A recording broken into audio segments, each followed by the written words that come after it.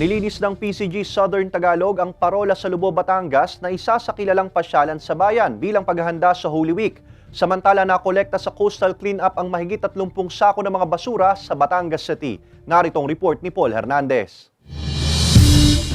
Bago pa man ang paglilista ng itinerary para sa inyong summer gala, tinapos na ng Philippine Coast Guard Southern Tagalog ang paglilinis sa Malabrigo Lighthouse sa Lobo, Batangas na isa sa mga paboritong pinupuntahan ng mga namamasyal sa Batangas. Kanya-kanyang kuskos, punas, walis at kumpuni ang mga tauhan ng PCG Southern Tagalog. Ayon sa PCG, bahagi rin ito ng pangangalaga at pagbibigay buhay muli sa kilalang parola sa lalawigan. Pangangalaga ito sa kultura at kasaysayan sa bayan.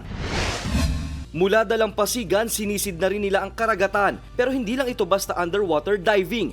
Ito ang scuba surero ng PCG at mga volunteer group sa Barangay Pagkilatan sa Batangas City. Sako-sakong basura ang nakolekta sa baybayin at ilalim ng dagat. Nakalulungkot man daw isipin, hindi lang pala mga bahura o corals ang makikita sa ilalim, kundi mga basura na kadalasan daw na naiiwan lang ng mga bakasyonista. At ang resulta, napapadpad sa mga tahanan ng isda. Panawagan nila sa mga namamasyal maging responsableng bisita at makiisa sa pangangalaga sa kalikasan.